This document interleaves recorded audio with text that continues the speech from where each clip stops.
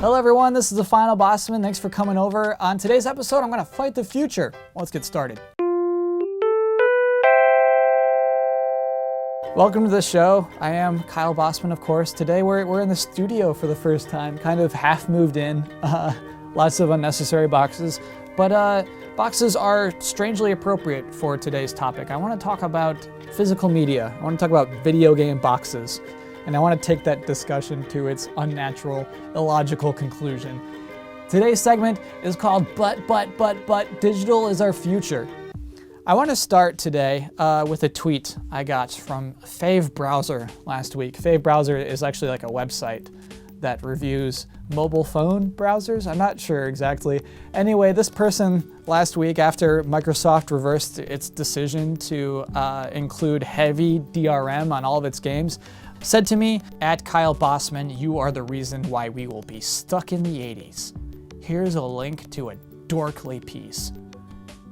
Congrats on getting a faster horse rather than a car."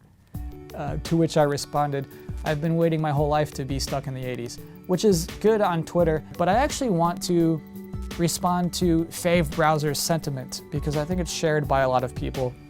And also that dumb dorkly thing was irrationally popular. But the Xbox One just got better.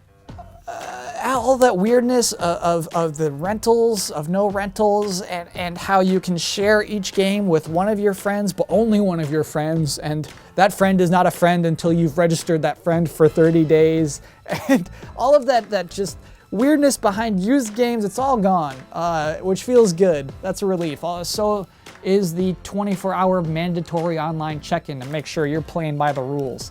The system does still require an internet connection. When you open it, you have to connect it to the internet to give it an update that will tell the system that it no longer requires an internet connection. However, I do feel like this is a victory. Like I said last week, I'm proud of us for this. Here's to the whiners. But the Xbox One did lose some features. Now we just have a faster horse.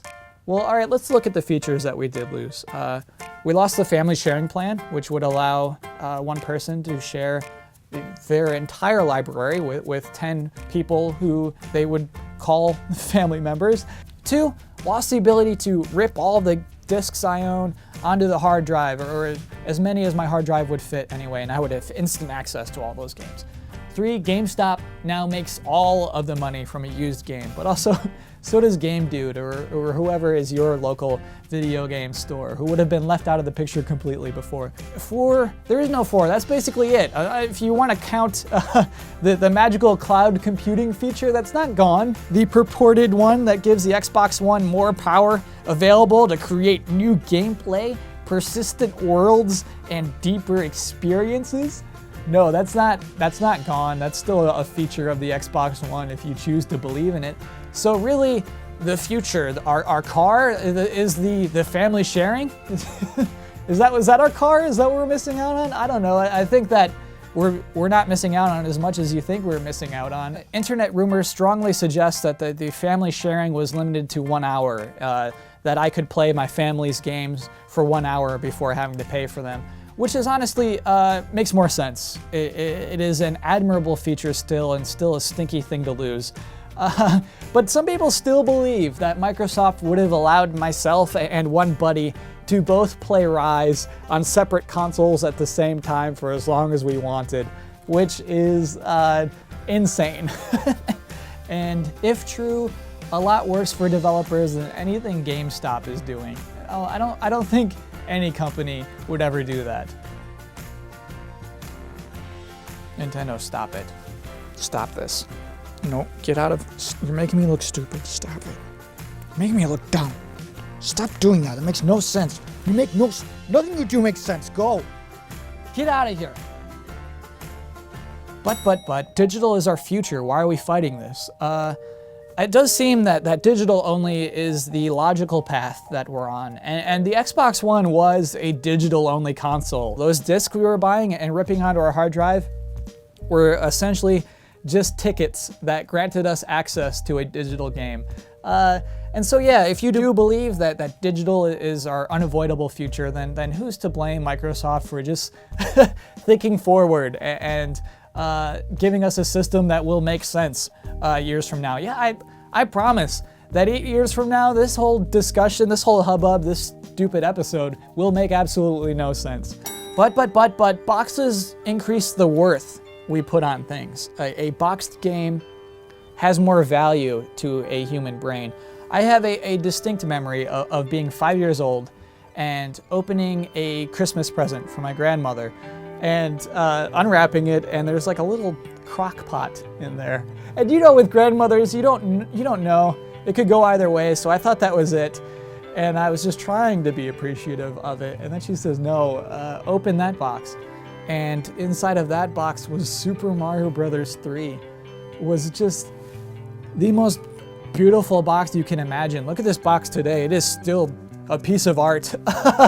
And I still have that memory with me, and that would not existed in a digital, oh, here's like a download card for 2,000 Wii points. No, like that is a thing that only exists because of boxes. And Nintendo had a lot of things like that. It is just the console itself of the NES is just the things you have to do to play a game improved the whole ritual of it.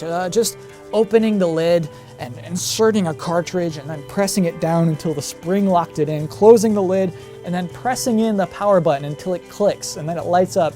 All of those things added to the enjoyment of a game starting up.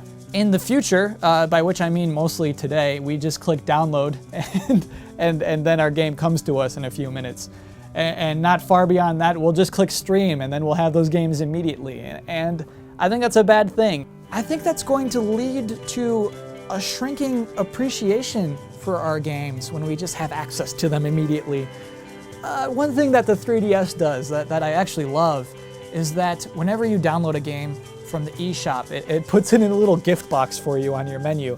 And then once you click on that, it opens it up, and that's meant to emulate the feeling of opening up a box. It's not close, but I appreciate the effort. The fact is that a digital game will never have the weight of a physical game.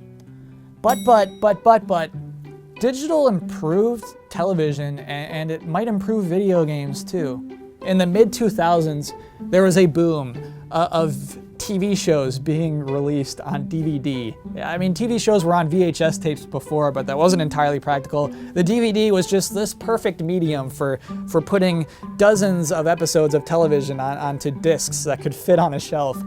And so for the first time, for a lot of us, we were buying TV. We were owning TV shows, which was a different way to watch, because in the past, TV was expendable. It existed for one night.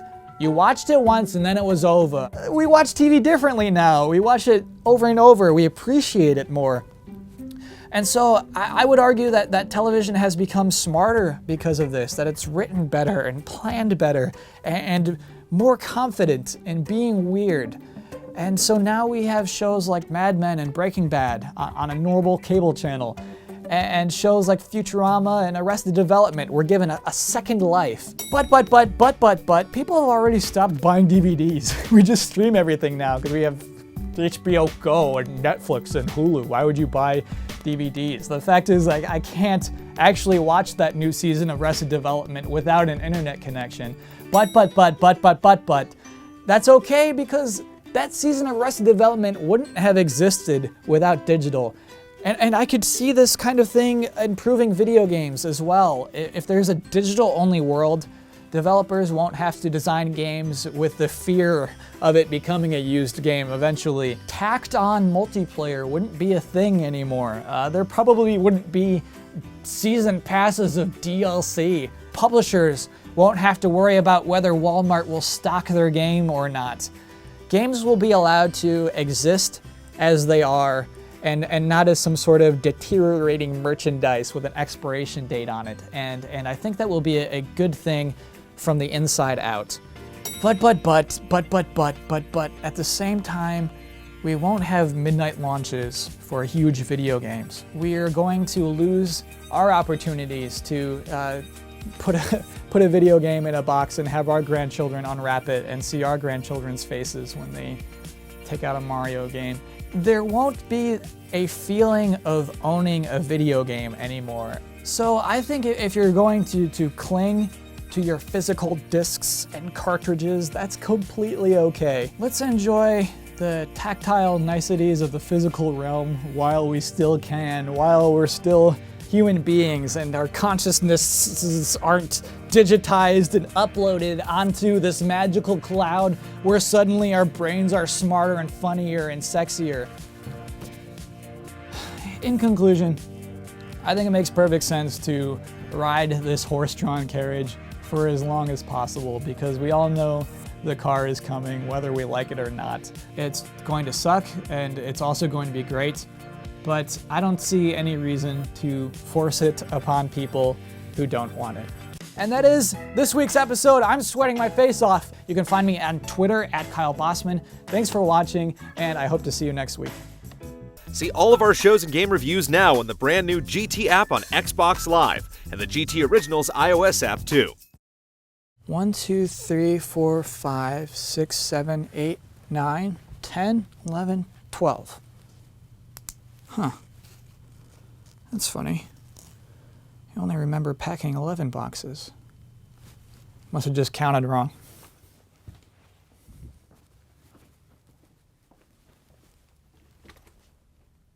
Good night, new studio.